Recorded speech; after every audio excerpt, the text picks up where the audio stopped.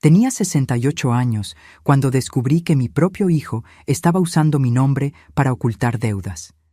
En el momento en que entendí lo que estaba pasando, ya era demasiado tarde, o casi. Pero una abuela no llega a esta edad sin aprender a defenderse. Antes de continuar, cuéntame en los comentarios, ¿desde qué país me estás viendo ahora? Quiero saber hasta dónde está llegando esta historia. Fue un martes por la mañana cuando mi mundo comenzó a agrietarse. Estaba en la cocina, sazonando un pollo para el almuerzo, cuando mi hijo llegó con esa cara que conozco desde que era pequeño. La cara de quien viene a pedir algo y ya sabe que va a ser difícil. Mamá, tenemos que hablar. Me limpié las manos en el delantal y lo miré. Rodrigo tenía 43 años, casado con Patricia desde hacía 15, con 2 hijos a los que yo amaba como si fueran mis propios hijos otra vez. Él era gerente de una tienda de materiales de construcción en el centro de la ciudad, ganaba bien, siempre fue responsable. O al menos eso pensaba yo. Dime, hijo, ¿qué pasó? Se sentó a la mesa. Se pasó la mano por el cabello. Noté que estaba nervioso, muy nervioso. Sus dedos tamborileaban en la vieja mesa de fórmica, esa que tenía desde hacía más de 20 años y que mi difunto esposo había comprado en una oferta. Cada marca en esa mesa contaba una historia de nuestra familia. Es sobre el domingo, el asado allá en la casa. Sonreí. Cada mes nos reuníamos en su casa para una comida familiar. Yo, mis otros 2 hijos, las nueras, los nietos. Era mi alegría aquel día. Desde que mi esposo murió, hace 7 años, esos encuentros eran lo que me mantenía viva. Era lo que me hacía despertar por la mañana con ganas de seguir. Era lo que hacía que valiera la pena aguantar la soledad del departamento vacío, el silencio que lastima, las noches largas mirando al techo. ¿Qué tiene el domingo? Ya compré el complemento y el postre para llevar. Había ido al mercado el lunes solo para eso. Había elegido los mejores ingredientes que mi dinero permitía. La guarnición especial que a los nietos les encantaba.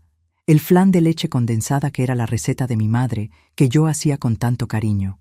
Él miró hacia abajo. Y entonces dijo, sin darme la cara, Patricia pensó que era mejor que no fueras esta vez. Me quedé helada. El pollo en el plato frente a mí, el ajo picado, el olor a limón en el aire. Todo quedó suspendido. Fue como si el tiempo se hubiera detenido, como si el mundo hubiera dado una pausa brusca y yo me hubiera quedado atrapada en ese segundo, sin lograr procesar lo que acababa de escuchar. ¿Cómo que no fuera? Es que va a ser una comida más restringida. Solo sus hijos, su mamá. Algo pequeño. Sentí algo frío dentro del pecho. No era tristeza todavía. Era confusión. Era esa sensación de cuando tropiezas y por un segundo no sabes si vas a caer o si vas a lograr equilibrarte. Estaba tropezando con sus palabras, tratando de entender qué significaba aquello. Rodrigo, soy tu madre. ¿Cómo no voy a estar en una comida de tu familia? Se levantó rápido, como quien quiere huir de la conversación, como quien no quiere ver el dolor que acaba de causar. Conocía ese movimiento. Lo hacía desde niño, cuando rompía algo y no quería asumir la culpa. Mamá, no lo compliques. Es solo un domingo. Nos vemos el próximo. Y se fue. Así. Me dejó allí en la cocina con las manos temblorosas y una sensación de que algo mucho más grande estaba pasando detrás de aquellas palabras.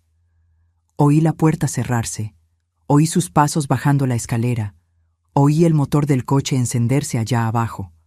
Y me quedé allí, parada, sosteniendo una cuchara de madera, sintiendo que acababa de perder algo importante, pero sin saber exactamente qué. Aquella tarde no pude hacer nada más. Dejé el pollo sazonado en el refrigerador, me senté en el sofá y me quedé mirando la pared. La casa estaba demasiado silenciosa. Vivía sola desde que enviudé, en un departamento pequeño que mi esposo y yo compramos después de años juntando dinero. 3 recámaras, sencillo, pero nuestro. Cada rincón de esa casa tenía un recuerdo. El sofá donde veíamos la telenovela juntos, la mesa donde tomábamos café, la cama donde él durmió por última vez antes de que su corazón se detuviera. Pero ahora, Aquella casa no solo estaba llena de recuerdos, estaba llena de silencio, un silencio pesado, sofocante, que parecía tragarme entera. Intenté llamar a mi hija, Fernanda. No contestó. Intenté con Marcelo, mi hijo del medio. Directo al buzón de voz. Y fue ahí cuando empezó a darme ese hueco en el estómago.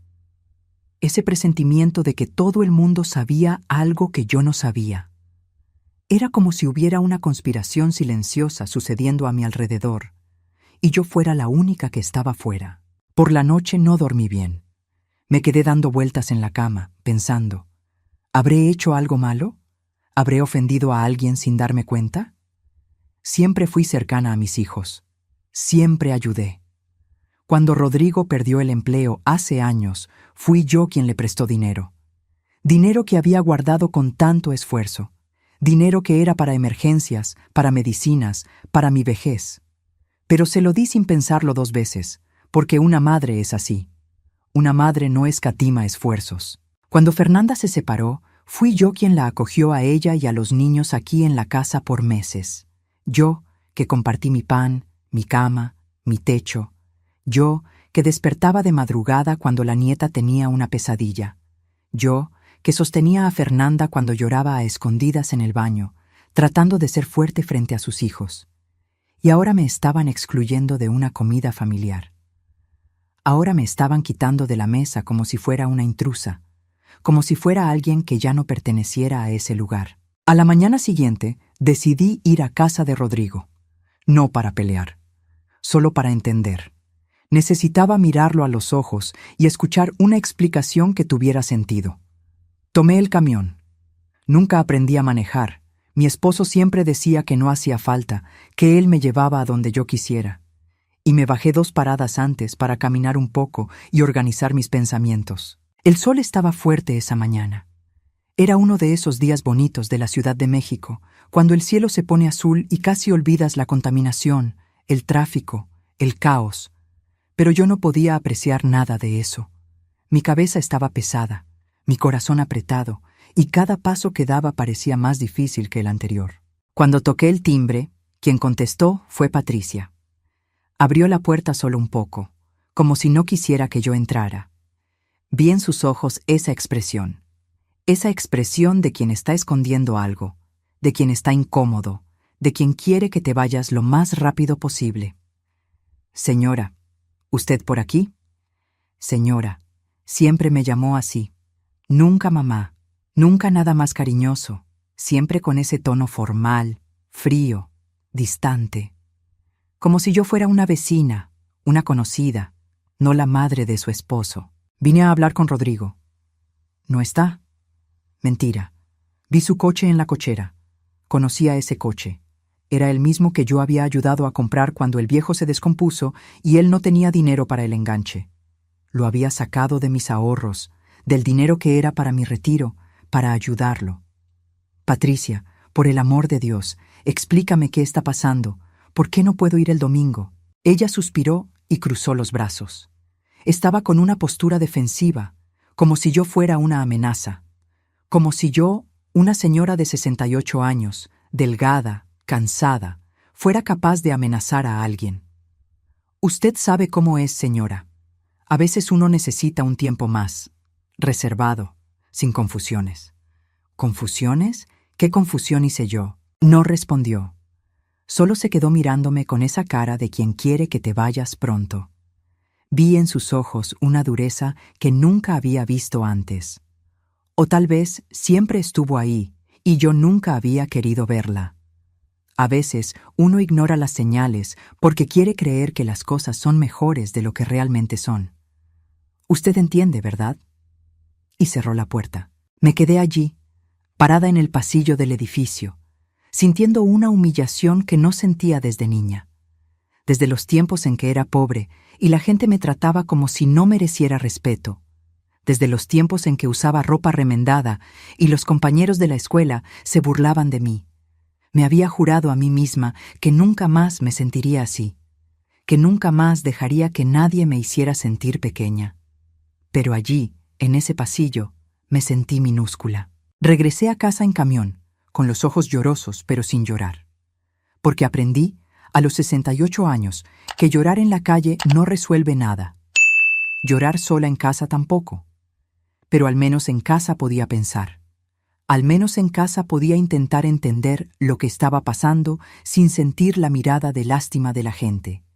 Y pensando fue como empecé a recordar cosas extrañas de los últimos meses. Cosas que en su momento parecían normales, pero que ahora, juntándolas todas, formaban un patrón preocupante. Rodrigo pidiéndome que firmara unos papeles.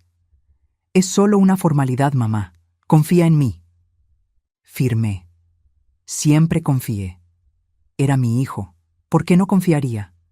Pero ahora me preguntaba, ¿qué había firmado exactamente? Ni siquiera lo había leído bien.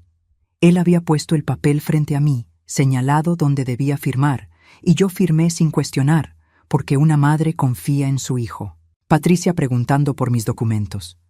«Ah, señora, usted guarda todo bien, ¿verdad? CURP, credencial de elector, esas cosas». Pensé que era solo plática. Hasta le mostré dónde los guardaba, en el cajón de mi recámara, dentro de una carpeta de plástico azul. Pensé que estaba siendo servicial, queriendo ayudarme a organizar mis cosas. Ahora me preguntaba, ¿habrá esculcado ahí cuando yo no estaba mirando?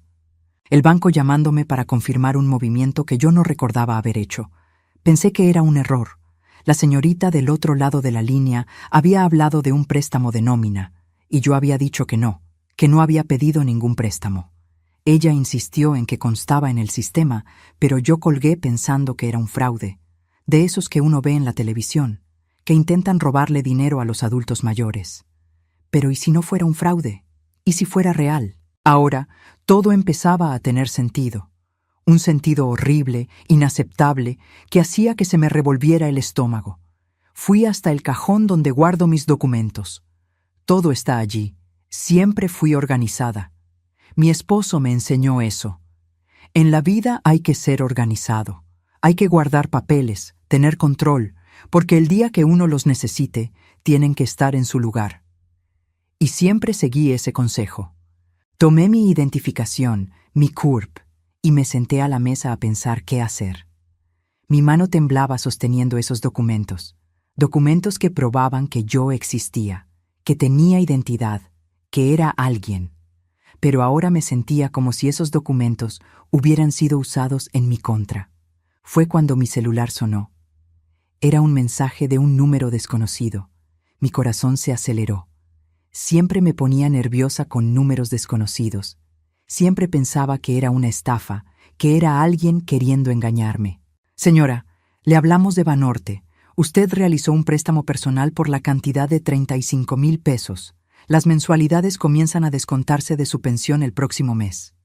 Mi corazón casi se detuvo. Leí ese mensaje una vez, 2 veces, 3 veces. Cada vez esperando que las palabras cambiaran, que fuera una confusión, que fuera un error del sistema. Pero las palabras seguían siendo las mismas. Préstamo personal, 35,000 pesos. Descuento en la pensión. Nunca pedí un préstamo en mi vida. Nunca. Mi esposo siempre decía, no pedimos prestado lo que no tenemos, no gastamos lo que no podemos, vivimos con lo que hay y punto. Y siempre viví así. Siempre me las arreglé con mi pensión pequeña, siempre hice cuentas, siempre supe exactamente a dónde iba cada centavo. Y ahora me decían que tenía una deuda de 35,000 pesos, una deuda que se iba a comer mi pensión, una deuda que me iba a dejar sin nada para vivir. Releí ese mensaje unas 10 veces. Cada palabra parecía más pesada que la anterior. Préstamo. 35,000 pesos. Descuento. Cada palabra era una sentencia, una condena, un golpe. Mi pensión era de poco más del salario mínimo. Era poco, pero alcanzaba. Pagaba mi renta, mis servicios, compraba comida. No sobraba casi nada, pero no le debía a nadie. Esa siempre fue mi regla. No deber.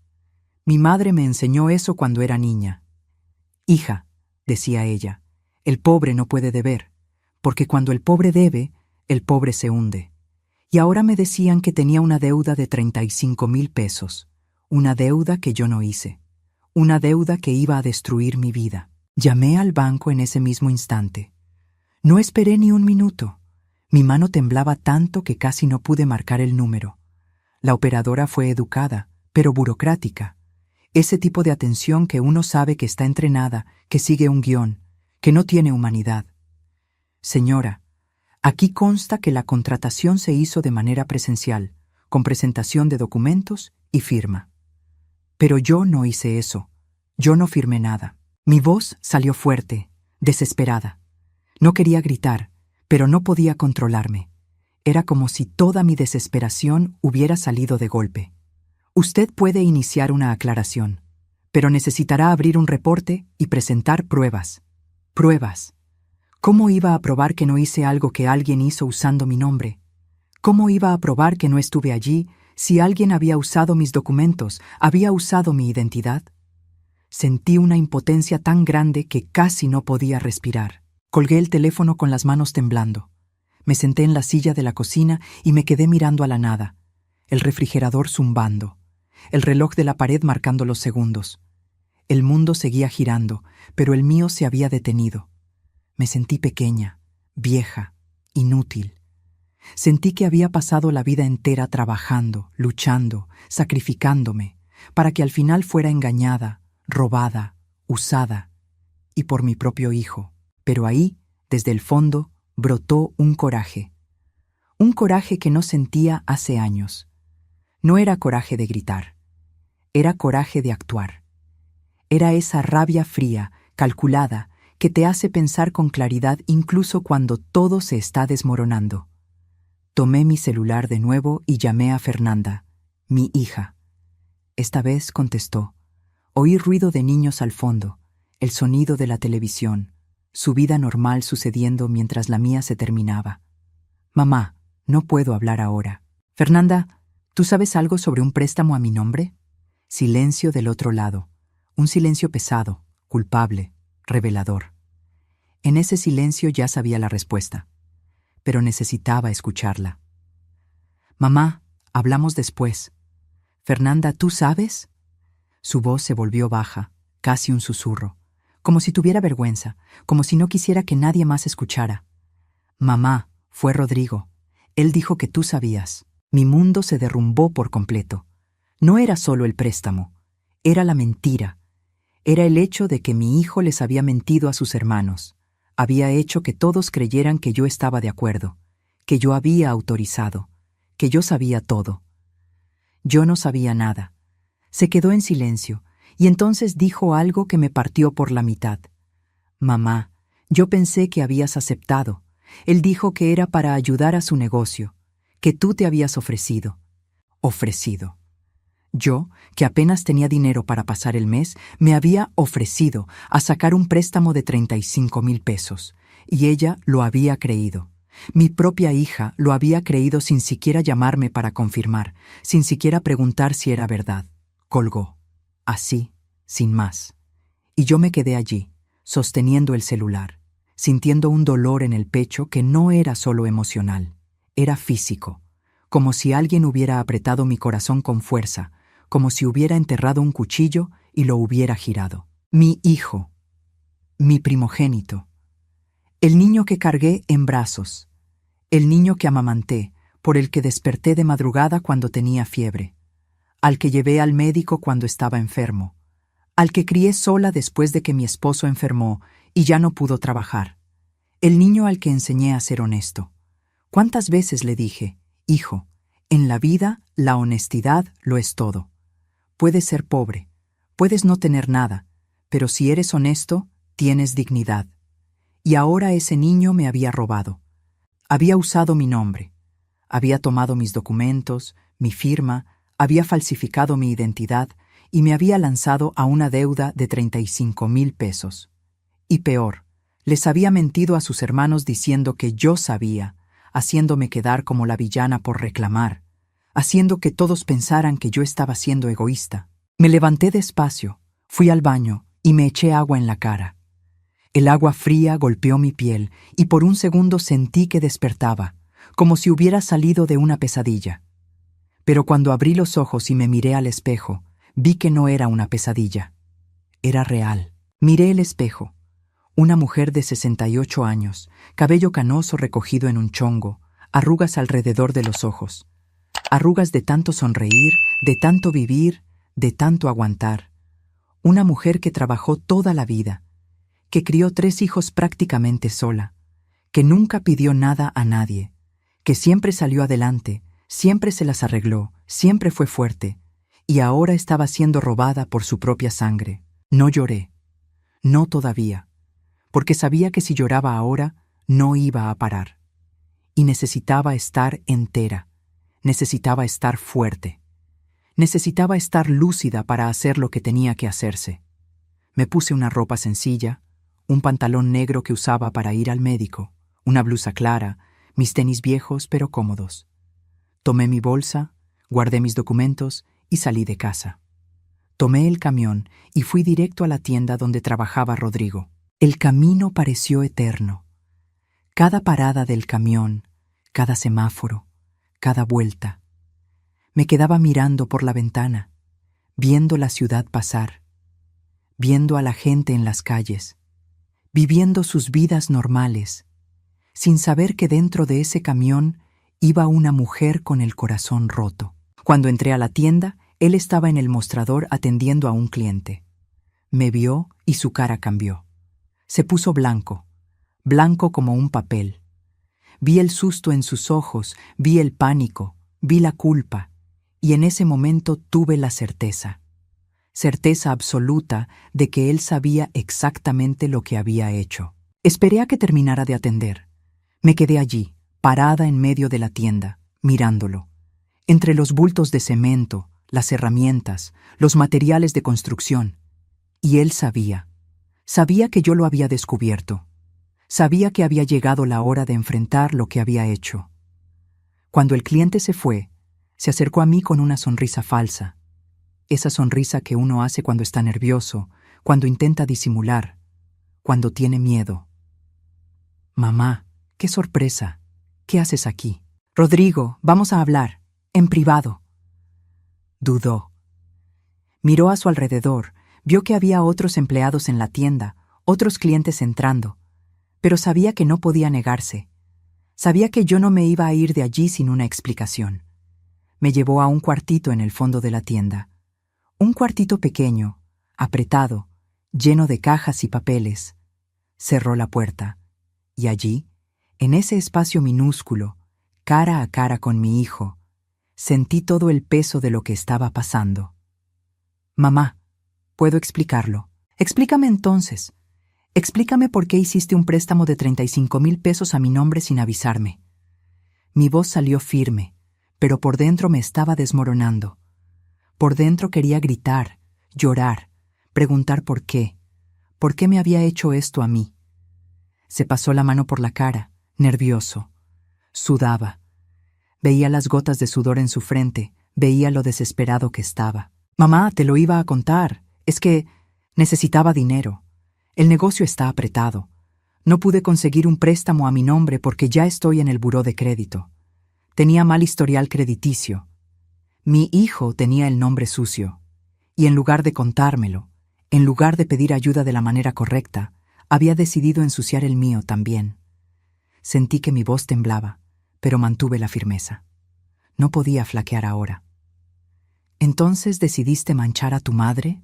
No fue así, mamá. Lo voy a pagar. Solo necesito tiempo. Tiempo. Siempre necesitaba tiempo. Tiempo para crecer, tiempo para madurar, tiempo para aprender. Y yo siempre se lo di, siempre esperé. Siempre creí que iba a cambiar, que iba a mejorar, pero nunca cambió. Rodrigo, me robaste, le robaste a tu madre. Se irritó, alzó la voz, y aquello me asustó, porque nunca había visto a mi hijo mirarme de ese modo, con esa rabia, con ese desprecio. No robé, pedí prestado, y tú siempre dijiste que la familia ayuda a la familia.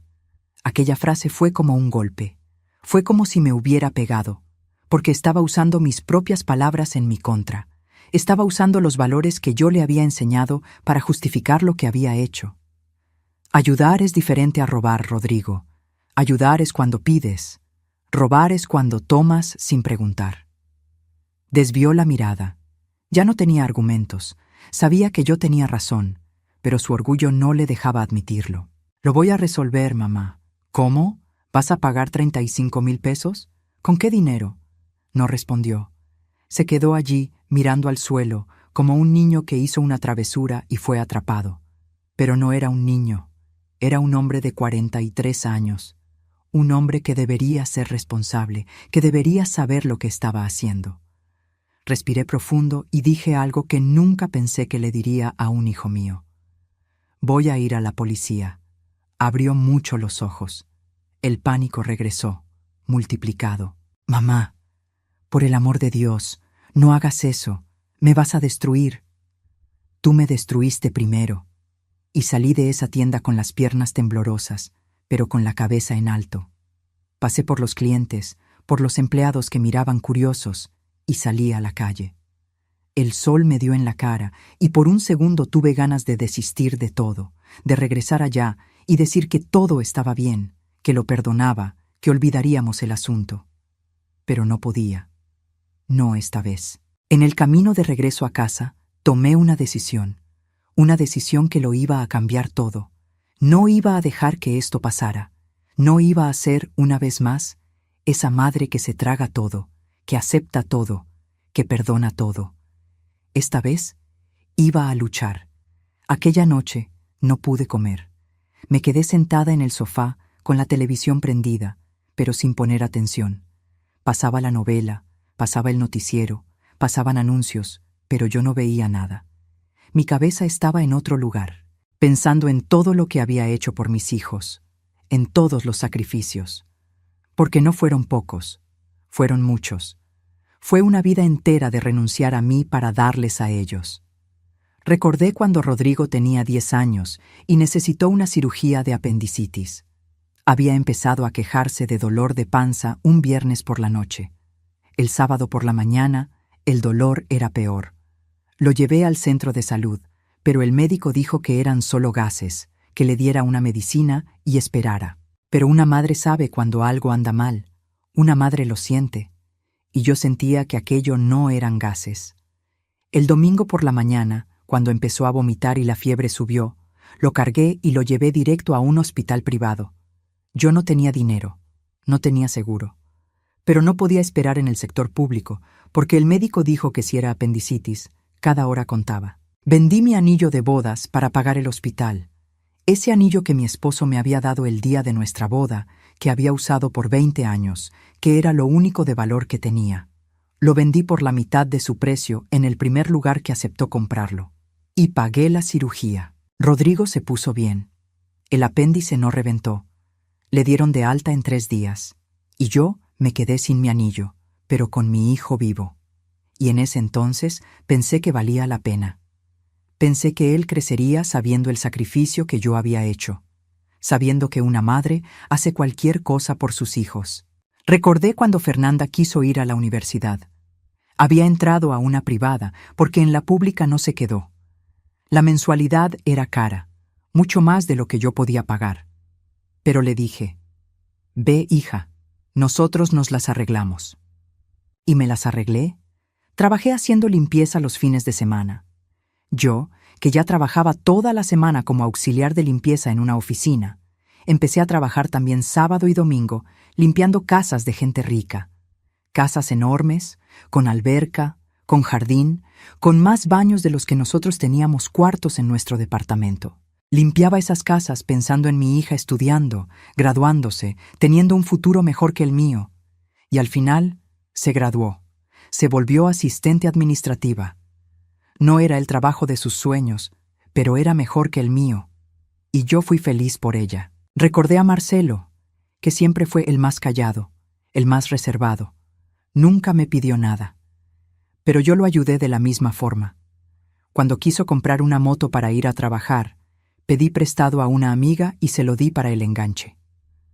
Cuando necesitó una computadora, la saqué a meses con mi tarjeta, aún sin saber cómo iba a pagar. Y ahora estaba allí, sola, descubriendo que todo lo que hice no valió de nada, que para ellos yo era solo una herramienta una fuente de recursos, una mujer que daba y daba y daba, y nunca pedía nada a cambio. Mi celular sonó. Era Fernanda. Mi corazón se aceleró. Pensé que tal vez lo había pensado mejor, que tal vez me iba a apoyar, a entenderme. «Mamá, ¿fuiste a la tienda de Rodrigo?» Su voz estaba irritada. No había preocupación, no había cariño, había irritación. Fui. «Mamá, está desesperado», llamó llorando. «Dijo que vas a ir a la policía, y voy a ir». «Mamá, por el amor de Dios, es tu hijo». Sentí que mi voz salía firme, más firme de lo que esperaba, como si viniera de un lugar profundo dentro de mí, un lugar que no sabía que existía. Y yo soy su madre, pero eso no me hace su esclava. Fernanda se quedó en silencio. Creo que no esperaba esa respuesta. Creo que esperaba que yo cediera, como siempre cedí, que dijera que todo estaba bien, que lo olvidaríamos, que la familia es así. Y entonces dijo algo que me dolió más que nada. «Siempre has sido egoísta, mamá. Siempre pensaste solo en ti. Egoísta. Yo que me sacrifiqué la vida entera. Yo que trabajé hasta que me dolieron los huesos. Yo que nunca me compré ropa nueva para poder comprársela a ellos. Yo que pasé hambre para que ellos comieran. Egoísta». Colgó. Me quedé mirando el celular. Y en ese momento entendí algo muy claro. Para ellos, que yo fuera egoísta significaba que no dejara que me usaran. Significaba decir no. Significaba protegerme. Y si eso era lo que pensaban, entonces estaba bien. Iba a ser egoísta. Iba a pensar en mí. Por primera vez en la vida, me iba a poner a mí misma en primer lugar. Al día siguiente, desperté temprano. No dormí casi nada, pero desperté con una determinación que no sentía hace años. Me bañé, me arreglé, comí un pan con mantequilla, tomé café. Hice todo despacio, con calma, como si me estuviera preparando para una batalla. Tomé la dirección que una vecina me había dado, un despacho de abogados en el centro. Dijo que el abogado era bueno, que cobraba lo justo, que atendía a gente sencilla como nosotros. Tomé el camión. El camino al centro fue largo, más de 1 hora. Me quedé mirando por la ventana, viendo pasar la Ciudad de México. Las calles, los edificios viejos, la gente corriendo al trabajo, todo el mundo con su vida, con sus problemas. Me bajé en el centro y caminé hasta la dirección. Era en un edificio antiguo, de esos con elevador de reja, con piso de duela vieja.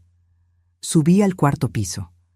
La oficina era una sala pequeña, con 2 escritorios, algunos archivos, una impresora vieja. El abogado era un hombre de unos 50 años, de cabello canoso y lentes gruesos. Me saludó con educación y me pidió que me sentara. «Señora, ¿tiene pruebas de que no autorizó ese préstamo?» Yo no estuve allí, no firmé nada frente al gerente, pero alguien firmó y usó sus documentos. Respiré profundo. Fue mi hijo. El abogado me miró con una mezcla de lástima y profesionalismo. Debía ver eso todos los días, familia robando a familia, hijo robando a madre, hermano robando a hermano. La miseria humana pasaba por esa sala todos los días. ¿Está dispuesta a demandar a su hijo? La pregunta quedó en el aire, pesada, definitiva, porque responder que sí era cruzar una línea que no tenía vuelta atrás. Era declarar la guerra. Era aceptar que mi familia se había terminado, al menos tal como la conocía. Respiré profundo.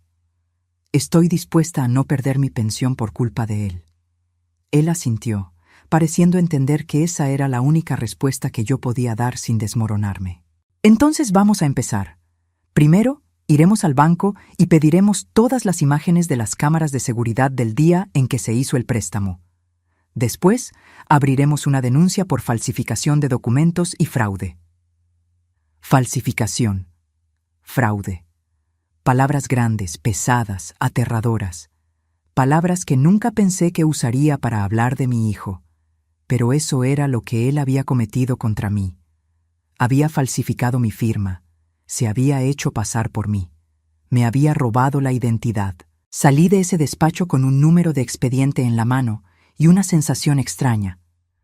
No era alivio, no era satisfacción, no era felicidad. Era solo una certeza fría de que estaba haciendo lo que tenía que hacerse. Cuando llegué a casa, mi celular estaba lleno de mensajes. Ni siquiera me había dado cuenta de que había sonado en el camino. Abrí y vi. Rodrigo. Mamá, por el amor de Dios, hablemos. Rodrigo. Mamá, no me hagas esto. Rodrigo. Mamá, voy a perderlo todo. Patricia. ¿De verdad le va a hacer esto a la familia? Patricia. Es usted una persona sin corazón.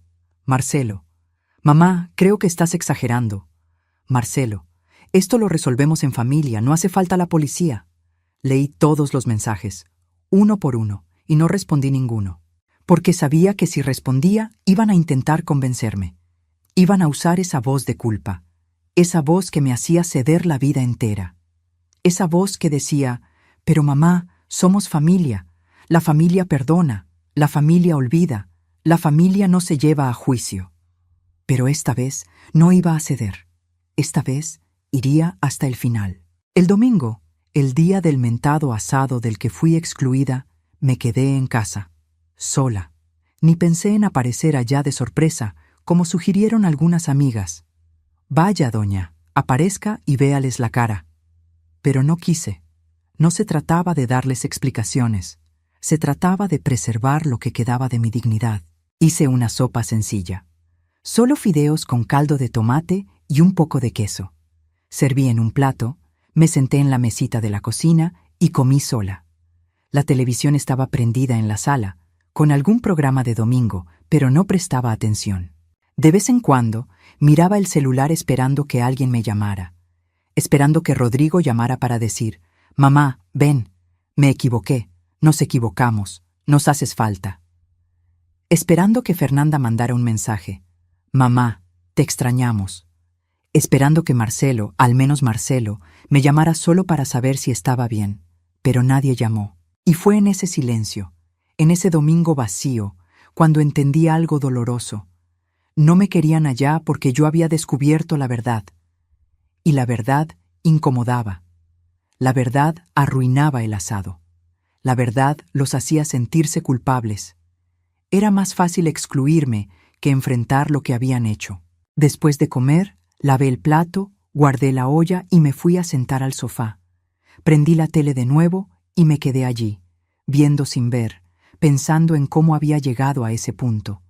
Cómo una mujer de 68 años, que solo quería pasar los domingos con su familia, se había convertido en una enemiga en su propia casa. Por la noche tomé un baño largo. Dejé que el agua caliente cayera en mi espalda, me lavé el cabello, me quedé ahí bajo la regadera tratando de lavar también la tristeza. No funcionó. Cuando salí, seguía triste.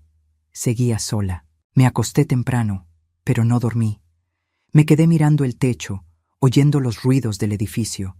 La vecina de arriba caminando en tacones. La pareja de al lado discutiendo. El perro de alguien ladrando. La vida sucediendo a mi alrededor, mientras la mía parecía haberse detenido. El lunes por la mañana, el abogado me llamó temprano. Yo todavía estaba en bata, tomando café, cuando sonó el teléfono. Señora, el banco liberó las imágenes, y hay una novedad. Mi corazón se aceleró. ¿Qué novedad? Quien firmó no fue solo su hijo. Hay una mujer con él. Y fue ella quien presentó los documentos. Se me heló la sangre. ¿Una mujer? ¿Quién? Lo vamos a descubrir.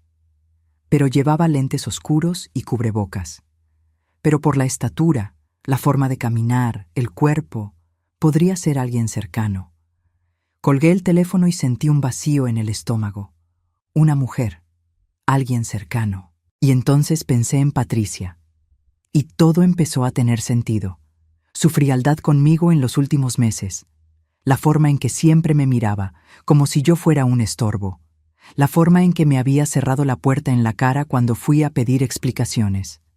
¿Habrá sido ella? ¿Mi nuera habrá sido la mente detrás de todo esto? Pasé el resto de esa mañana tratando de armar el rompecabezas, pensando en cada detalle, en cada conversación, en cada situación extraña de los últimos meses. Patricia tenía acceso a mis documentos, sabía dónde los guardaba. Una vez hasta me pidió sacarle copia a mi identificación. «Ay, señora, ¿tiene su credencial ahí? Necesito sacarle una copia para un trámite de seguro médico. Vamos a incluirla como dependiente de Rodrigo». Hasta me emocioné. Pensé que era cariño, que era cuidado. Le di mi identificación, ella salió con ella. Regresó después de unas 2 horas diciendo que todo había salido bien. Solo que nunca volvieron a hablar de ese seguro médico. Nunca tocaron el tema. Y cuando pregunté, semanas después, Patricia dijo que no se había podido, que había un problema con el registro. Ahora entendía. No había sacado la copia para ningún seguro médico. La había sacado para usarla en el banco. Llamé al abogado de nuevo. «Licenciado, necesito saber quién es esa mujer». «Señora, lo vamos a descubrir, pero tiene que tener paciencia. Estas cosas toman tiempo. Vamos a pedir un peritaje, vamos a comparar, vamos a investigar. Tiempo». Yo no tenía tiempo, no tenía dinero, y mi pensión iba a empezar a ser descontada en 2 semanas. Cada día que pasaba era un día menos para resolver esto. Decidí hacer algo que nunca había hecho: espiar. Sé que suena mal, que parece cosa de locos, pero necesitaba respuestas, y nadie me las iba a dar si me quedaba esperando. Tomé el camión y fui hasta el edificio donde vivía Rodrigo. Era de mañana, como a las 10. Me quedé sentada en una banca del parque de enfrente, esperando. No sabía qué esperaba ver, pero necesitaba entender. Me quedé allí por horas. Vi gente entrar y salir. Vi niños jugando en el parque. Vi mamás con carriolas. Vi la vida suceder en ese pedazo de la ciudad mientras yo estaba allí, una señora de 68 años, haciendo papel de detective. Y entonces la vi. Patricia saliendo del edificio. Estaba arreglada, maquillada, con una carpeta en la mano. Se subió a un taxi y se fue. La seguí. Tomé otro taxi, algo que nunca hago porque es caro, y le pedí al chofer que siguiera a ese coche. Me miró por el retrovisor con una cara extraña. «¿Quiere seguir a ese taxi, jefa?» «Sí, por favor». Se encogió de hombros y lo siguió. Probablemente pensó que yo era una esposa engañada, una suegra loca, qué sé yo. Pero lo siguió. Patricia se bajó en una notaría en el centro de la ciudad. Una de esas notarías antiguas, en un edificio viejo, con puertas de madera pesada. Entró apresurada, mirando a su alrededor como quien tiene miedo de ser vista. Pagué el taxi y me quedé afuera, esperando. Mi corazón latía rápido. Me sentía ridícula. Una señora de 68 años escondida detrás de un puesto de periódicos espiando a su nuera. Pero necesitaba saber. Se quedó allá adentro unos 20 minutos. Cuando salió, traía la misma carpeta, solo que ahora parecía más pesada, más llena. Miró a su alrededor, nerviosa, y regresó al taxi que se había quedado esperando. Esperé a que se fuera y entré a la notaría. Mi corazón estaba disparado. No sabía ni qué iba a decir, qué iba a preguntar. «Buenas tardes. Me gustaría saber si una persona estuvo aquí hace un momento». La recepcionista me miró con desconfianza. Era una muchacha joven, con cara de aburrida. «Disculpe, señora, pero no podemos dar ese tipo de información», insistí. No me iba a rendir tan fácil. «Es que es muy importante. Es sobre un fraude. Alguien puede estar usando mis documentos». La muchacha dudó. Miró a los lados. Vio que no había nadie más en el mostrador. Y entonces dijo, bajito: «Si es un caso de fraude, necesita traer a la policía o a un abogado. No podemos decir nada sin eso». Salí de allí con más preguntas que respuestas. Pero una cosa sabía con certeza. Patricia estaba ocultando algo. Y fuera lo que fuera, tenía que ver conmigo, con mis documentos, con mi identidad. Aquella noche llamé a Marcelo. De todos mis hijos, siempre fue el más sensato, el más equilibrado, el que no tomaba partido, el que intentaba ver los dos lados. «Marcelo, necesito hablar contigo», suspiró del otro lado. Un suspiro cansado, de quien no quiere involucrarse. «Mamá, no quiero meterme en esto». «Marcelo, Alguien está usando mi nombre, alguien de la familia, y necesito saber quién. Otro suspiro. Mamá, yo sé que Rodrigo hizo una tontería, pero está arrepentido. Se siente mal por esto. El arrepentimiento no paga mi deuda. Mamá, ¿vas a demandar a tu propio hijo? ¿Sabes lo que eso le va a hacer a la familia? Siempre el mismo cuento. La familia. Como si la familia fuera una excusa para todo. Como si la familia justificara el robo, la mentira, la traición. ¿Y tú sabes lo que esto me está haciendo a mí? Se quedó en silencio. Un silencio largo, pesado. Y entonces dijo algo que me sorprendió. Mamá, Patricia también está metida. Ella convenció a Rodrigo de hacerlo. Fue idea de ella. Se me heló la sangre. Mi cuerpo entero se enfrió. ¿Cómo lo sabes? Porque los oí platicando. Fue un domingo, hace como 2 meses. Llegué más temprano a su casa y estaban en la cocina discutiendo. Ella decía que era la oportunidad, que tú no te ibas a dar cuenta, que ya estabas vieja y no entendías de bancos. Vieja. Me llamó vieja, como si ser vieja significara ser tonta, como si tener 68 años significara que no pongo atención a mis cosas. Sentí que me subía un coraje. No era una rabia común, era un coraje frío, calculado, peligroso. El tipo de coraje que no te hace gritar, sino actuar. Gracias por decírmelo, Marcelo. Mamá, solo no hagas una locura. No vayas allá a pelear con ella. Deja que el abogado lo resuelva. Colgué y me quedé mirando el techo de mi cuarto. Las manchas de humedad, la pintura descarapelada, ese techo que miraba todas las noches antes de dormir. Vieja. Pensaban que era vieja y tonta. Pensaban que no lo descubriría. Pensaban que podían usarme, desecharme, quitarme del camino. Pero les iba a demostrar. Les iba a demostrar que vieja no significa incapaz, que vieja no significa tonta, que vieja significa experimentada, significa que ya he visto mucho, significa que sé defenderme. Al día siguiente, regresé con el abogado con esa información. Llegué temprano, antes de que abrieran la oficina. Me quedé esperando en la puerta, ansiosa, nerviosa, pero determinada. Cuando llegó, me saludó sorprendido. Señora, ¿está bien? Sí. Pero descubrí quién estaba con mi hijo en el banco. Fue su esposa. Entramos a la oficina. Prendió la luz, encendió la computadora, me ofreció un vaso de agua. Nos sentamos y le conté todo. Cada detalle. Lo que Marcelo me dijo, lo que vi en la notaría, todo. El abogado anotaba todo en un cuaderno viejo, con esa letra apretada de abogado. Señora, esto cambia las cosas. Si logramos probar que fue ella quien falsificó la firma, que fue ella quien presentó los documentos, podemos incluirla en la demanda también. Hizo una pausa y me miró con seriedad. ¿Pero está segura de que quiere ir hasta el final? ¿Demandar a su hijo y a su nuera? Lo miré con una determinación de la que yo misma me sorprendí. Sí, porque si no lo hago ahora, van a seguir. Y después de mí, usarán a alguien más. Tal vez a mis nietos cuando crezcan. Asintió, pareciendo respetar mi decisión. Entonces vamos adelante. Pediré las imágenes del banco, pediré el peritaje de la firma, haré todo lo que sea necesario. Salí de esa oficina sabiendo que ya no había vuelta atrás. Estaba declarando la guerra contra mi propia familia. Pero era una guerra justa. Era legítima defensa. La notificación llegó a casa de Rodrigo un jueves. Yo no estaba allí, pero Fernanda me llamó a gritos. «Mamá, ¿estás loca? ¿Le mandaste una notificación legal a Rodrigo?» Estaba en la cocina, lavando los trastes de la comida.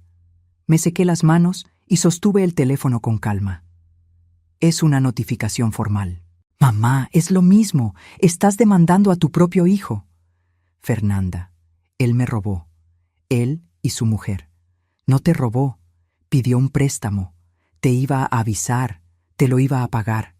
¿Cuántas veces iba a tener que escuchar la misma mentira? Tomar sin avisar es robar, Fernanda. Y hasta ahora nadie me ha pagado nada. Mi pensión ya va a empezar a sufrir el descuento. Me colgó en la cara, de nuevo. Parecía que colgarme se había vuelto el pasatiempo favorito de mis hijos. Me quedé allí, sentada en la cocina, mirando la taza de café que se enfriaba frente a mí. Me sentía sola, más sola que cuando murió mi esposo, porque cuando él murió tuve a mis hijos. Me apoyaron, me abrazaron, me dijeron que todo iba a estar bien, que no estaba sola. Ahora no tenía a nadie. Ahora yo era la villana, pero tenía mi dignidad, y eso nadie me lo iba a quitar. Aunque me costara mi familia, aunque me costara mi felicidad, no iba a dejar que nadie me quitara mi dignidad. Aquella noche, Rodrigo apareció en mi puerta. Tocó fuerte, desesperado. Yo estaba en el cuarto, ya en pijama, preparándome para dormir. «¡Mamá! ¡Abre esta puerta!». Me puse una bata y fui a la puerta. Abrí despacio. Entró como un huracán, con el papel de la notificación en la mano, arrugado, roto de las orillas. ¿De verdad me vas a hacer esto? Cerré la puerta despacio, con calma, y me volteé hacia él. Miré bien a los ojos de mi hijo, esos ojos que había visto por primera vez en el hospital cuando nació, esos ojos que había visto crecer, aprender a leer, a escribir, a vivir. Yo no te estoy haciendo nada, me estoy defendiendo. ¿Defendiendo? «Mamá, me vas a mandar a la cárcel», estaba gritando, con las venas del cuello saltadas, la cara roja. «No lo haré. Solo quiero mi nombre limpio, solo quiero que devuelvan el dinero, que anulen ese préstamo que yo no hice». Se rió, una risa nerviosa, casi histérica, aterradora. «Mamá, no tengo 35,000 pesos. Si los tuviera no habría hecho esto. No lo entiendes. Estoy quebrado. El negocio está quebrado. Me estoy hundiendo». «¿Entonces decidiste hundir a tu madre conmigo?». Me miró con una rabia que nunca había visto en él. Una rabia peligrosa, fea. «Siempre fuiste dura, ¿verdad, mamá? Siempre fuiste fría. Nunca entendiste las dificultades de los demás. Siempre fuiste perfecta. Nunca te equivocaste. Nunca necesitaste ayuda». Aquello dolió. Dolió porque no era cierto. Siempre entendí. Siempre ayudé. ¿Cuántas veces pasé hambre para que ellos comieran? ¿Cuántas veces dejé de comprarme una medicina para comprarles un cuaderno? Pero ayudar es diferente a ser usada, y lo había entendido demasiado tarde. «Rodrigo, vete de mi casa. Mamá, vete». Mi voz salió fuerte, firme, asustándome hasta a mí misma. Nunca les había gritado a mis hijos, nunca, pero ahora estaba gritando, estaba sacándolo de mi casa. Salió azotando la puerta.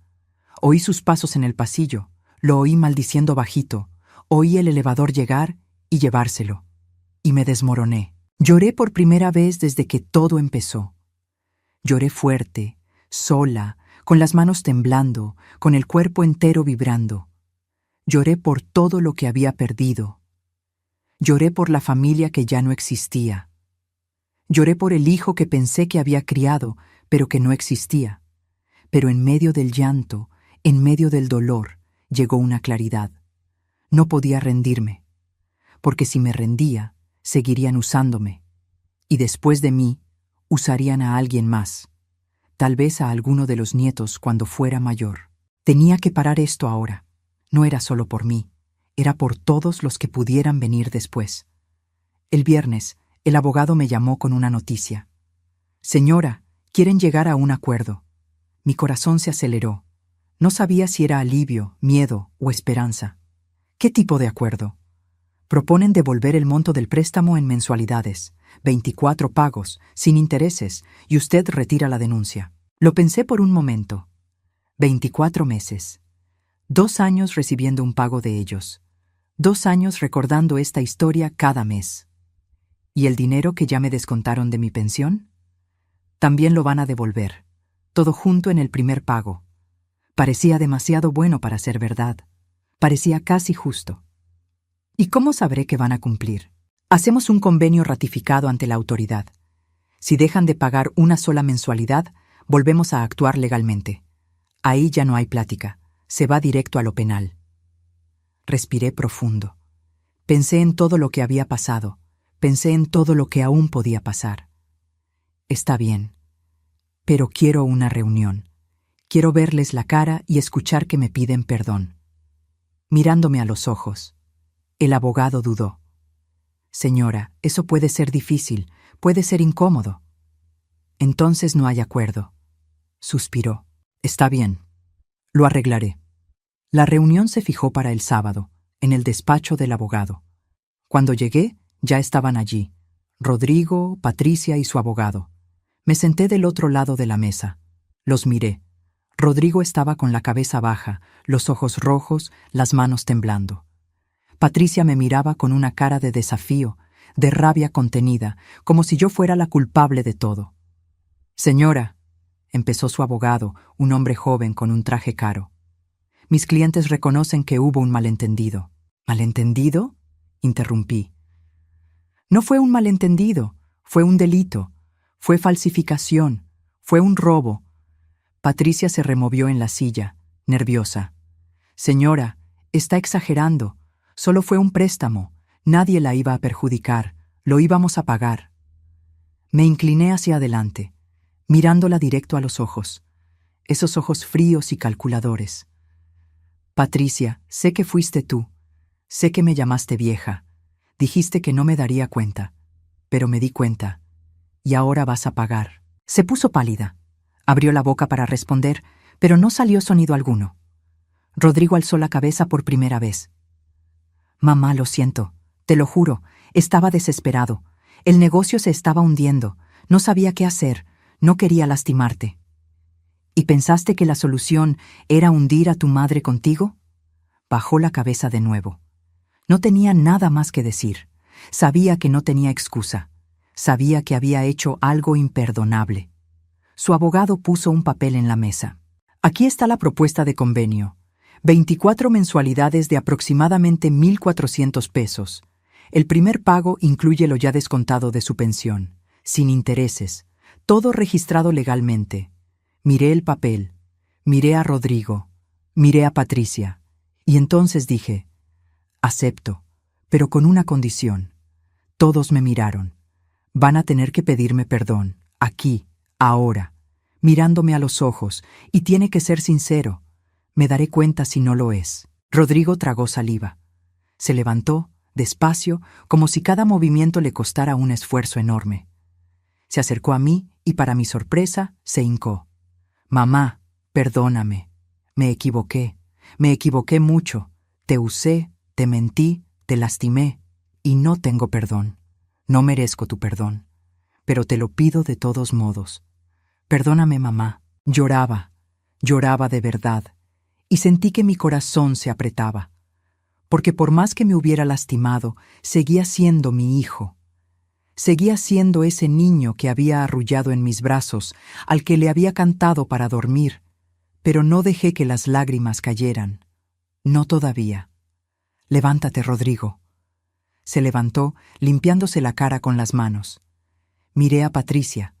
Estaba rígida en la silla, con los brazos cruzados, la mandíbula trabada. ¿Y tú? Dudó.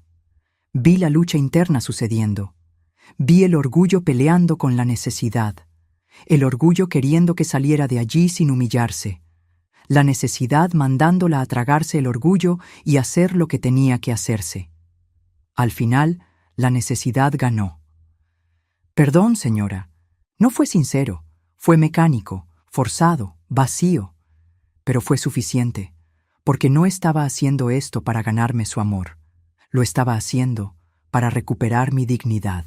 Firmé el acuerdo. Y salí de esa oficina con la sensación de que, finalmente, había recuperado mi nombre, mi identidad, mi vida. Los primeros meses después del acuerdo fueron extraños. Era como vivir en un limbo, en un lugar entre el alivio y la tristeza. Recibía el dinero de los pagos puntualmente, siempre el día acordado. Rodrigo depositaba cada día 5, religiosamente. Veía la notificación en el celular. Has recibido una transferencia de Rodrigo Silva. Cada vez que veía esa notificación, sentía un apretón en el pecho, porque ese dinero no era una victoria. Era solo la reposición de lo que me habían quitado. Era solo yo regresando a cero, después de haber sido lanzada al negativo. Pero no veía a mis hijos. Ninguno me llamaba, ninguno aparecía. Era como si hubiera muerto, pero siguiera viva para recibir el dinero que me debían. Me sentía victoriosa y al mismo tiempo derrotada, porque había ganado la batalla, pero había perdido a mi familia. Y a veces, en el silencio de la noche, me preguntaba si había validado la pena. Las amigas del edificio intentaban consolarme. Doña María, la del 302, siempre decía: «Señora, hizo lo correcto, ellos son los que están mal». Doña Lourdes, la del 405, completaba: «Con el tiempo entenderán. Verán que usted tenía razón. ¿Pero de verdad lo harían? ¿O habría perdido a mis hijos para siempre?». Pasaba los días sola. Despertaba temprano, tomaba café, iba al mercado, regresaba, cocinaba para mí, veía la tele. La rutina de siempre. Pero antes, esa rutina tenía un sentido, tenía un objetivo. Sabía que al final del mes habría comida familiar. Vería a mis nietos, oiría las risas, sentiría que formaba parte de algo más grande. Ahora ya no había nada de eso. Ahora solo era yo y mi soledad. Un día estaba en el súper, en la fila de la caja, cuando me encontré a Marcelo. Estaba con un carrito lleno de compras, probablemente para toda la semana. Me vio y desvió la mirada. Iba a pasar de largo, como si no me conociera. «Marcelo», llamé. Se detuvo, se volteó. No sonrió, solo me miró con esa cara de quien está incómodo, de quien quiere estar en cualquier otro lugar. «Hola, mamá. ¿Cómo estás?». «Bien». Silencio. Un silencio incómodo, pesado. La gente detrás de nosotros en la fila miraba curiosa, probablemente preguntándose por qué una madre y un hijo hablaban así, con esa distancia. ¿Y los niños? «Están bien». Más silencio. No sabía qué decir. Quería preguntar si me extrañaba. Quería preguntar si los nietos preguntaban por mí. Quería preguntar por qué no me llamaba, no me visitaba. Pero no pregunté, porque tenía miedo de la respuesta. «Marcelo, ¿no me vas a visitar nunca más?», suspiró. Ese suspiro cansado de quien está en medio de una situación que no pidió estar. «Mamá, es complicado». «¿Complicado por qué?». «Porque Rodrigo está destrozado. Fernanda está enojada contigo. Y yo estoy en medio de todo esto. No puedo tomar partido». Sentí que mi garganta se cerraba. Siempre lo mismo, siempre el punto medio. Siempre sin tomar partido, como si no tomar partido fuera posible, como si quedarse neutral no fuera también una elección. «¿Y tú? ¿Tú qué piensas?». Miró al suelo, a las galletas en su carrito, a cualquier lugar menos a mí. «Pienso que hiciste lo que tenías que hacer, pero también pienso que exageraste». «¿Exageré cómo?». «Demandar a tu propio hijo, mamá. Eso no se hace». Sentí un coraje subir, un coraje que llevaba meses guardando. «¿Pero robarle a tu propia madre sí se hace?». No respondió. Solo me miró con lástima. Esa lástima que yo odiaba, esa lástima que me hacía sentir pequeña, equivocada, culpable. Y se fue. Regresé a casa con la bolsa pesada y el corazón más pesado todavía. Entré al departamento, cerré la puerta y me quedé allí parada, en el pasillo, mirando al vacío. Aquella noche pensé en renunciar a todo. Pensé en llamar a Rodrigo y decirle: «Olvida el dinero, olvida todo. Solo quiero a mi familia de vuelta, solo quiero no estar más sola». Pero sabía que si lo hacía, me perdería a mí misma. Porque no se trataba solo de dinero, se trataba de respeto, se trataba de dignidad, se trataba de no ser tratada como una herramienta, como un objeto, como alguien que solo sirve para ser usada. Y me había pasado la vida entera sin exigir respeto, siempre doblándome, siempre cediendo, siempre poniendo a los demás por delante, siempre siendo la madre que aguanta todo, que perdona todo, que olvida todo. Ahora, a los 68 años, finalmente me estaba poniendo a mí misma por delante. Y eso dolía mucho, pero era necesario. Pasaron 6 meses. El acuerdo se estaba cumpliendo. Mi pensión volvió a la normalidad. Hasta logré guardar un poco de dinero, por primera vez en años. Logré comprar un edredón nuevo, cambiar la sartén que tenía el mango roto, comprar una medicina que el médico me había recetado, pero para la que nunca tenía dinero. Pero la soledad seguía. Y a veces, en el silencio de la casa, me preguntaba si había validado la pena cambiar a mi familia por un edredón nuevo y una sartén que funciona. Fue cuando Fernanda me llamó. De sorpresa, sin avisar. Mi celular sonó un martes por la tarde y cuando vi su nombre en la pantalla, mi corazón casi se detuvo. «Mamá, tenemos que hablar». Mi corazón se disparó. «¿Sobre qué?» «Sobre todo». «¿Puedes venir a mi casa mañana?» Dudé. Pensé en todas las veces que había ido a su casa y había sido rechazada, humillada, ignorada. Pensé en todas las puertas cerradas, todas las llamadas no contestadas, pero era mi hija y todavía tenía esperanza. ¿A qué hora? ¿En la mañana? ¿Como a las 10? Ahí estaré. Cuando llegué a su casa al día siguiente, estaba en la puerta esperando. Se veía diferente.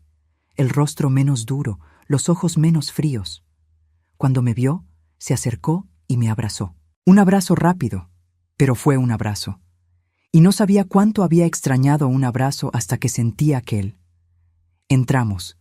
La casa estaba arreglada, olía rico. Había hecho café. Había puesto pan dulce en la mesa. Como si fuera un día normal, como si los últimos meses no hubieran pasado. Nos sentamos en la mesa de la cocina. Me sirvió café, me ofreció pan, y entonces, finalmente, habló. «Mamá, quería pedirte perdón». Abrí mucho los ojos. No esperaba eso. Esperaba reclamos, esperaba acusaciones, esperaba otro sermón sobre cómo había destruido a la familia. ¿Por qué?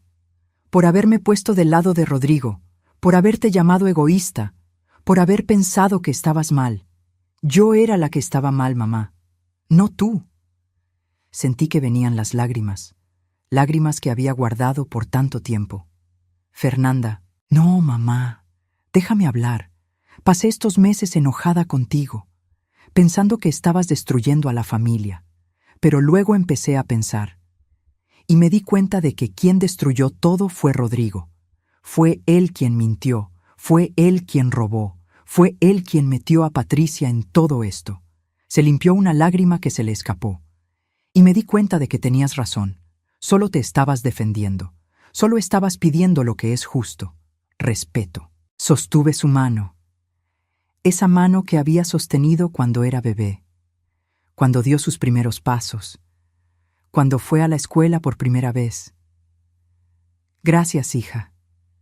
No sabes cuánto necesitaba escuchar esto. Nos quedamos allí, platicando. Me contó que Rodrigo estaba teniendo que vender su coche para poder pagar las mensualidades, que Patricia había vuelto a trabajar, que había conseguido un empleo en una tienda en la plaza, que su vida estaba difícil, que estaban teniendo que cortar gastos, que los niños se habían quejado porque ya no podían ir a sus clases de natación. Y sentí lástima. No voy a mentir. Sentí lástima por mi hijo. Sentí lástima por mis nietos, porque ellos no tenían la culpa de nada de esto. Pero sabía que era una consecuencia. Y las consecuencias enseñan. Tal vez esa era la lección que Rodrigo necesitaba aprender. Que las acciones tienen consecuencias. Que robar tiene un precio. Que usar a las personas tiene un costo. ¿Y tus hermanos?, pregunté, queriendo saber si había alguna esperanza de reconciliarme con todos. Marcelo está neutral. No toma el lado de nadie, como siempre. ¿Y Rodrigo? Rodrigo todavía está enojado contigo. Asentí. No me sorprendió. Sabía que tomaría tiempo. Sabía que tal vez nunca perdonaría. Tal vez había perdido a mi hijo primogénito para siempre. Mamá, ¿quieres que intente hablar con él? ¿Tratar de hacerlo entender? Lo pensé por un momento. Miré a mi hija, a esos ojos que querían ayudar, que querían arreglar las cosas. No, deja que él lo procese a su manera. Si un día quiere buscarme, hablar, intentar reconstruir, yo estaré aquí. Pero no vas a ser tú quien lo fuerce. Tiene que nacer de él. Fernanda sonrió. Una sonrisa pequeña, pero sincera. Eres fuerte, mamá. Me reí. Una risa cansada. No lo soy. Solo estoy cansada de ser débil. Después de ese día, Fernanda volvió a visitarme. No cada semana, pero de vez en cuando. Cada 15 días, más o menos. Llevaba a los nietos. Yo hacía pastel, ese flan que les gustaba. Platicábamos. De todo. De la vida, de su trabajo, de los niños, de cosas sin importancia. Era bueno. No era como antes, pero era bueno. Era un recomienzo. Pequeño, frágil, pero era algo. Marcelo también regresó, más tímido, más reservado, pero regresó. Apareció un día, sin avisar, con una bolsa de naranjas en la mano. Compré demasiadas naranjas, dijo, apenado. Pensé en traértelas. Sabía que era una excusa. Sabía que había comprado esas naranjas solo para tener un motivo para visitarme. Pero no dije nada, solo le agradecí. Solo hice un jugo de naranja para los dos y nos quedamos allá, platicando, intentando reconstruir. Rodrigo, no. Él siguió distante. Siguió pagando las mensualidades puntualmente, pero sin llamarme nunca, sin aparecer nunca. Y Patricia menos. Era como si yo me hubiera vuelto un fantasma para ellos. Existía en el estado de cuenta del banco, pero no existía en sus vidas. Y me puse en paz con eso, porque entendí que no toda relación tiene salvación.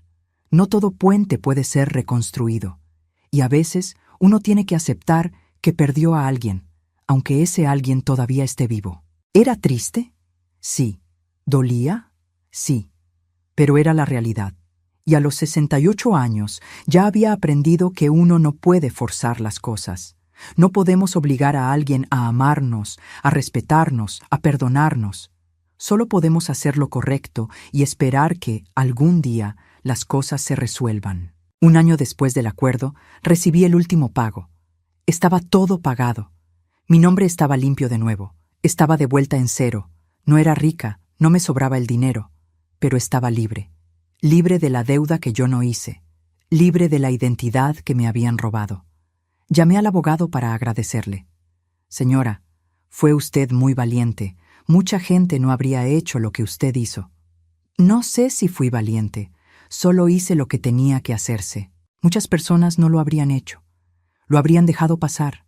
Habrían aceptado. Usted luchó. Colgué y me quedé pensando. Luchó. Yo luché. Y había vencido. Pero la victoria no sabía a victoria. Sabía a supervivencia. Pasé mi cumpleaños número 69 de una manera que nunca imaginé. Sola. Hice un pastel pequeño de chocolate, de esos de caja que solo necesitan aceite y huevos. Prendí una velita, de esas de colores que vienen en paquete. Me canté las mañanitas a mí misma. ¡Qué linda está la mañana en que vengo a saludarte! Parece triste, y en cierta forma lo era, pero también no lo era, porque por primera vez en la vida estaba haciendo las cosas a mi manera, sin tener que darle gusto a nadie, sin tener que doblarme, sin tener que fingir que todo estaba bien cuando no lo estaba. Era liberador, de una forma extraña. Unos días después, estaba en la panadería comprando bolillos cuando me encontré a Patricia. Estaba en la caja, pagando. Me vio y se puso incómoda. Yo también, porque no nos habíamos hablado desde aquel día en el despacho del abogado. Señora, Patricia, silencio, la gente en la fila mirando, la muchacha de la caja esperando para dar el cambio. ¿Cómo está? Bien. ¿Y tú? También. Más silencio. Ese silencio incómodo de quien tiene mucho que decir, pero no sabe cómo. Y entonces dijo algo que me sorprendió. Señora, sé que no le agrado, y lo entiendo, pero quería que supiera que aprendí la lección. La miré, realmente la miré, y vi algo diferente. Ya no era esa mujer arrogante, llena de sí misma. Era una mujer cansada, humilde, quebrada. ¿Qué lección? Que no se puede usar a las personas, por más desesperado que uno esté, por más que uno crea que es la única salida. No se puede. Asentí. Es verdad, se mordió el labio. Parecía querer decir algo más, pero tenía miedo. ¿Usted cree que un día podamos intentar de nuevo? ¿Tener una relación mejor? No tiene que ser ahora, pero algún día. Respiré profundo. Pensé en el coraje que había sentido hacia ella. Pensé en todas las veces que me humilló, me despreció, me usó. Pensé en lo fácil que sería decir que no, mandarla lejos, mantener la distancia. Pero también pensé en cómo guardar rencor solo lastima a quien lo guarda. Pensé en cómo el perdón no es para la otra persona, es para uno mismo. Patricia, no lo sé, tal vez, pero tomará tiempo. Mucho tiempo. Ella estuvo de acuerdo. Lo entiendo. Gracias por no decir que no. Y se fue. Regresé a casa pensando en ese encuentro. ¿Sería posible perdonar? ¿Sería posible reconstruir? No lo sabía. Pero sabía una cosa. Perdonar no significa olvidar. Y reconstruir no significa volver a lo que era antes. Porque lo que era antes estaba roto, estaba podrido, estaba enfermo. Y a veces necesitamos destruir todo para construir algo nuevo, algo mejor, algo más sano. En los meses siguientes empecé a hacer cosas que nunca había hecho. Me metí a un grupo de la tercera edad que se reunía cada martes y jueves en el parque. Caminábamos, hacíamos estiramientos, a veces bailábamos. Era bueno, era ligero. Fui a clases de manualidades en una iglesia cerca de casa. Aprendí a hacer tejido, a pintar tela, a hacer esas flores de papel crepé. No era gran cosa, pero me distraía. Me hacía sentir productiva. Empecé a caminar por la mañana en el parque cerca de casa.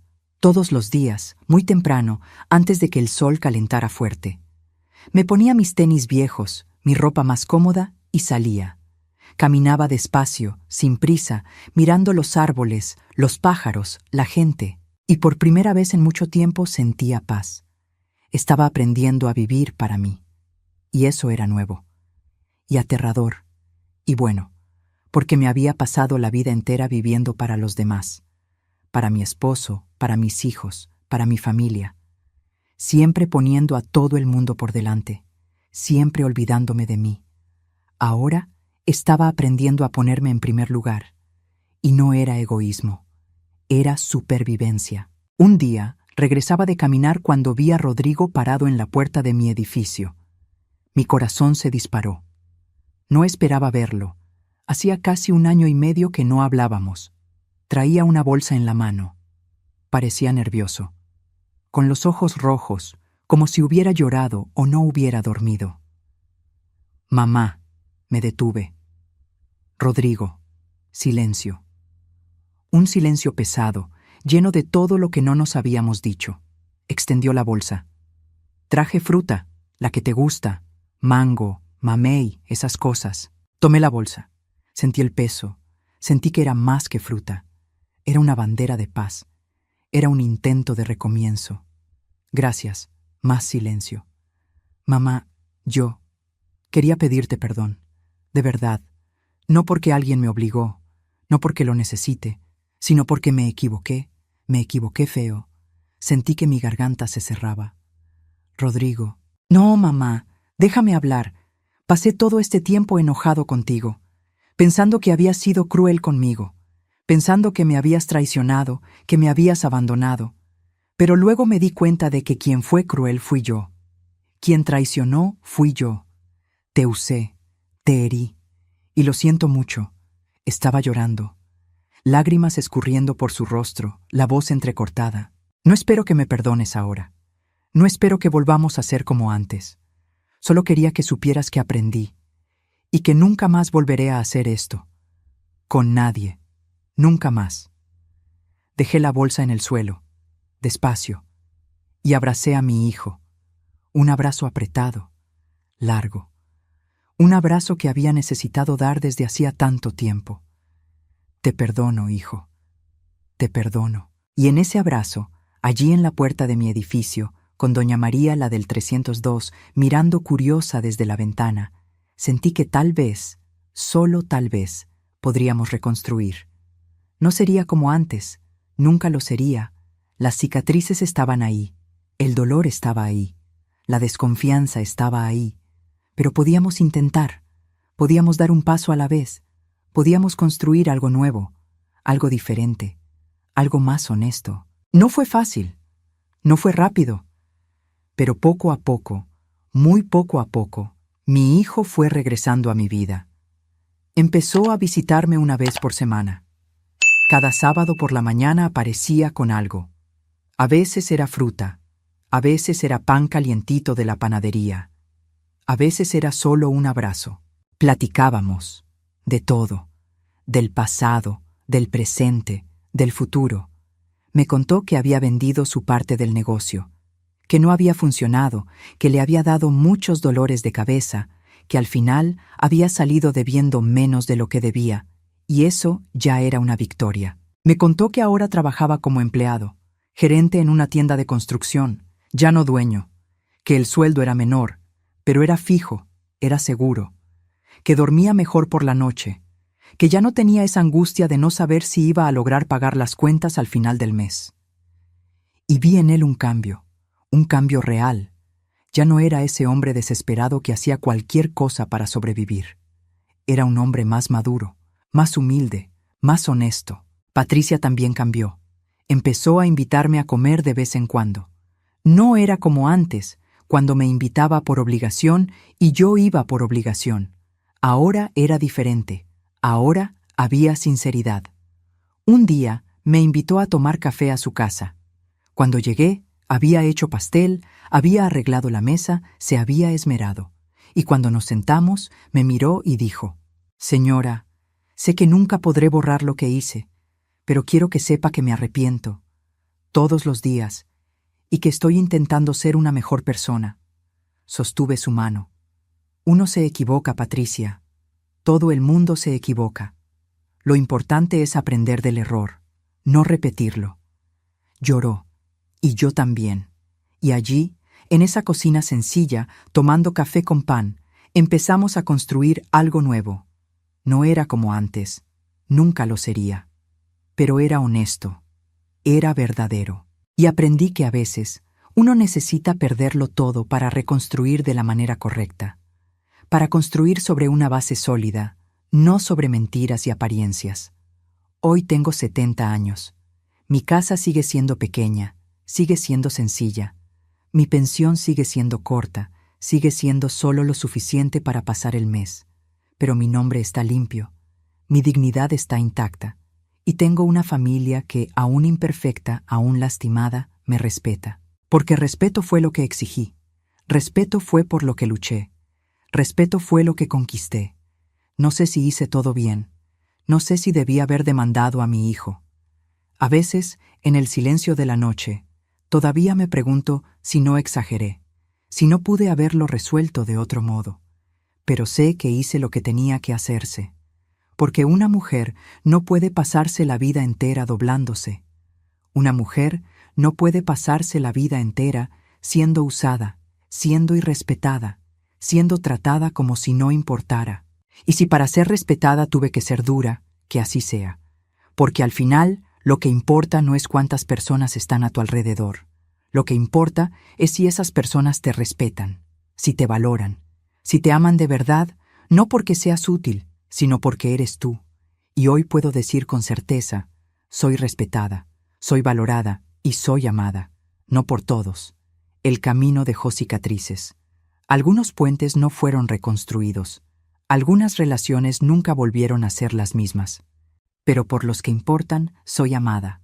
Por los que entendieron, por los que crecieron, por los que aprendieron. Y eso, para mí, es suficiente. Porque aprendí algo importante a esta edad. La dignidad no es negociable. El respeto no es opcional. Y uno le enseña a las personas cómo tratarnos. Por mucho tiempo, enseñé que podían usarme, que podían faltarme al respeto, que yo aguantaría todo callada porque la familia es así, porque una madre es así, porque una mujer es así. Pero ahora enseño diferente. Ahora enseño que tengo límites, que tengo valor, que no soy una herramienta, no soy una escalera, no soy un puente para que nadie cruce y luego me abandone. Ahora enseño que soy una mujer de 70 años que trabajó toda la vida, que crió 3 hijos, que sobrevivió a mucho, incluyendo la traición de su propia familia. Una mujer que pudo haberse rendido, pudo haber cedido, pudo haber aceptado ser usada una vez más, pero que eligió luchar, eligió defenderse, eligió ponerse en primer lugar. Y si esta historia sirve de algo, que sirva para demostrar que nunca es tarde para exigir respeto.